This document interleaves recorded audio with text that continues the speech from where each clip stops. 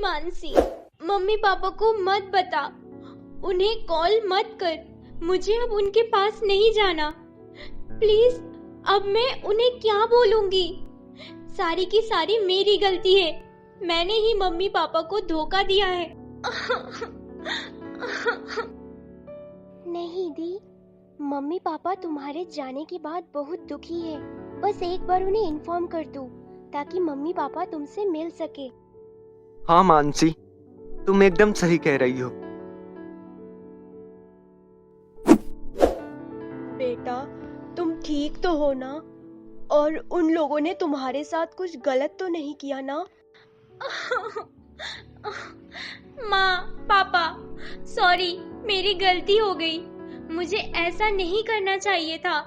बेटी रो मत, चुप रह। मानसी के पापा ने एक बार भी पायल की तरफ नहीं देखा, वो उसकी शक्ल भी नहीं देखना चाहते थे।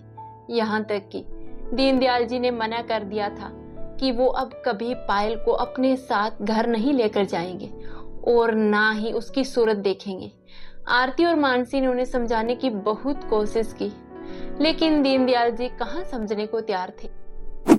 आज मेरी गलती की वजह से मेरे माँ पापा भी, जो मुझसे इतना प्यार करते थे, वो भी अपनाने से मुंह मोड़ लिए। दी, आ जाओ, खाना खाते हैं। पर दी, क्या हुआ? आप रो क्यों रही हो? मानसी, ऐसे घुट घुट कर जीने से बेहतर है मर जाना चाहिए था। नहीं दी, ऐसा नहीं बोलते। मर जाने से जिंदगी की परेशानियां खत्म नहीं हो जाती। अगर हम डट कर मुकाबला करें तो हर परेशानी का हल निकल आता है।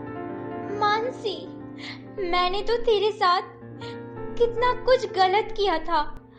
अगर समय रहते तेरी बात मान ली होती तो आज मुझे ये दिन देखना नहीं पड़ता। मैंने तो मेरी बहन तुम्हें कब का ही माफ कर दिया। मैं तो हमेशा से ही तुम्हारा भला चाहती थी। पायल अब मानसी के साथ उसके ससुराल में ही रहने लगी। धीरे धीरे सबसे अच्छी तरह से घुल मिल गई। अब मानसी तो ऑफिस चले जाती और अर्पित स्कूल चला जाता। पायल और मानसी की सासू माँ ही घर पर रहते। मानसी, आप सभी तो अपने अपने काम से चले जाती हो। मैं तो अब घर पर अकेले रहकर बोर हो जाती हूँ। मेरा बिल्कुल भी मन नहीं लगता।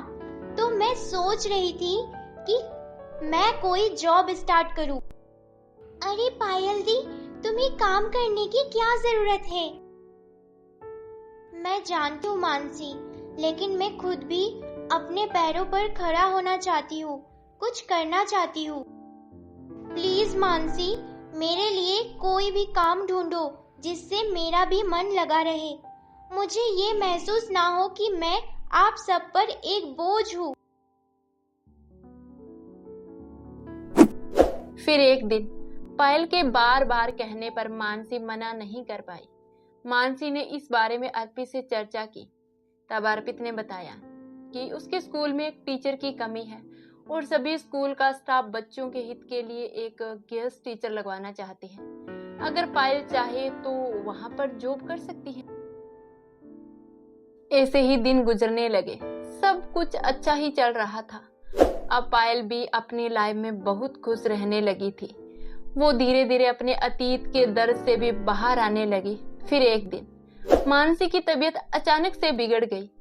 डॉक्टर, क्या हुआ है मानसी को? वो कल तो बिल्कुल ठीक थी, फिर आज ऐसे अचानक से चक्कर कैसे आया? देखिए मास्टर साहब, वैसे मैंने इंजेक्शन दे दी हैं, बस कुछ देर में होश आ जाएगा। पर मतलब डॉक्टर क्या कहना चाहते हैं आप? आपकी वाइफ प्रेग्नेंट है, इसलिए आपको इनका अच्छे से ध्यान रखना पड़ेगा। मानसी, तुम एक काम करो, अब थाने से छुट्टी ले लो, क्योंकि इस हालत में तुम्हें रेस्ट की जरूरत है। नहीं, मैं अब ठीक हूँ। अगर ज्यादा प्रॉब्लम होगी तो ले लूंगी। दादी, आपको पता है, जब मेरा छोटा बाबू आएगा तो मैं उसके साथ बहुत खेलूंगी और उसे अपने साथ स्कूल लेकर जाऊंगी। हाँ हाँ मेरी परी गुड़िया। मानसी, जिद मत करो, चुपचाप खाना खाओ। ओके बाबा। अरे अर्पित मानसी से कितना प्यार करता है, उसे कभी भी किसी चीज की कमी महसूस नहीं होने देता, और तो और खाना भी अपने हाथों से खिलाता है। पर देखती हूँ आखिर कब तक। क्या हुआ, आप इतने उदास क्यों हो? नहीं पायल, कुछ नहीं, बस ऐसे ही। बस थोड़ा सिर में दर्द हो रहा है, और कुछ नहीं। हाँ, आप बोलो, कोई काम था?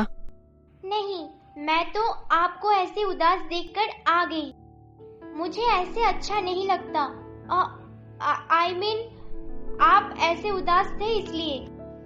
एक दिन देखना मिस्टर अर्पित, आप उस काली को छोड़ चुके होंगे। तुम सिर्फ मेरे हो, मेरे। अब लगता है पायल का आकर्षण भी अर्पित की तरफ बढ़ने लगा है, जैसे अब किसी भी बहाने अर्पित के पास जाना, उससे बातें करना और बातों ही बातों में मानसी की बुराइयां भी कर देना। लेकिन अर्पित के मन में ऐसा किसी भी तरह का वो भाव पायल के प्रति नहीं था। वो तो अपनी पत्नी मानसी से जी जान से प्यार करता था। फिर एक दिन, मानसी देखो ना, मेरा फोन आज सुबह बाथरूम में गिर गया था, तो इसका डिस्प्ले टूट गया है, कुछ भी दिखाई नहीं दे रहा है। कोई ना पायल, तुम एक काम करो, आज मेरा फोन चला लेना, और जब मैं मार्केट जाऊंगी तो तुम्हारा फोन ठीक करवा लाऊंगी। नहीं मानसी, मेरे पास एक एक्स्ट्रा फोन पड़ा है, पायल वो ले लेगी। ओके? Hello hello. अरे पता नहीं ये लड़की कौन है, कब से कॉल कर रही है और कॉल उठाने पर बोलती भी नहीं है। कौन है? पता नहीं मानसी, कोई लड़की है। जब से अर्पित जी से फोन लिया है तब से ही कॉल किए जा रही है।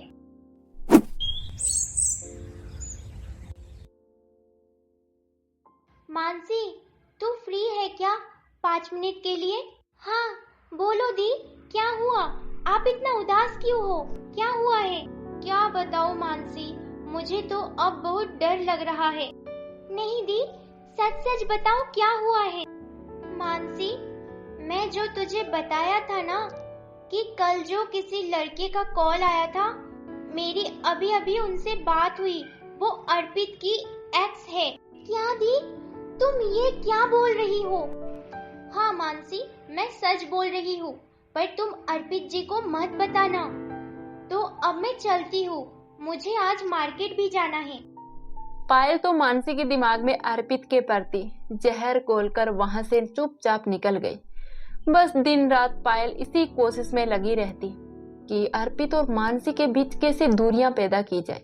यहाँ तक कि कभी अर्पित की बुराई मानसी से करती तो कभी मानसी की अर्पित से।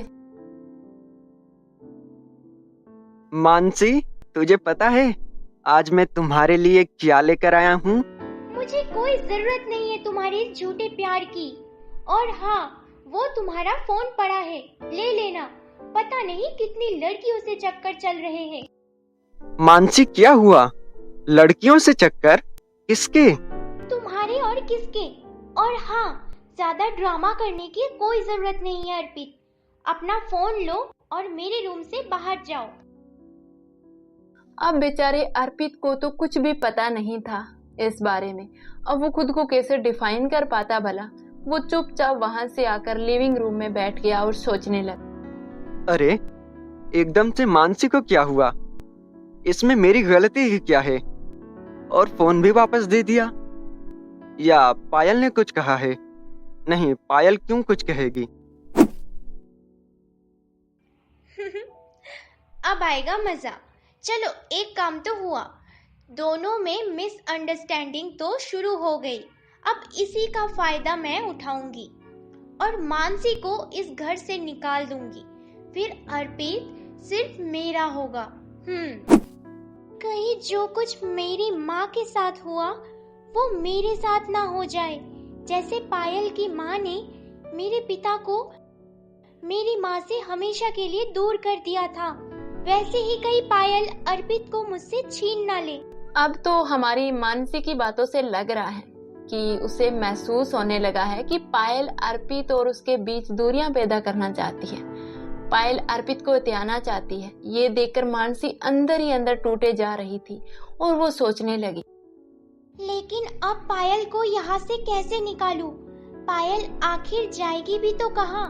पापा ने तो इसे अपनाने से मना ही कर दिया और इस तरह उसे बेसहारा छोड़ना भी ठीक नहीं है। तो आपको ये पार्ट कैसा लगा हमें कमेंट सेक्शन में जरूर बताना। और हाँ, अगर आपने अभी तक हमारे चैनल को सब्सक्राइब नहीं किया है तो प्लीज जल्दी से सब्सक्राइब करके बेल आइकन वाला बटन जरूर दबा देना। मिलते हैं अगले एपिसोड के साथ, तब तक के लिए धन्यवाद।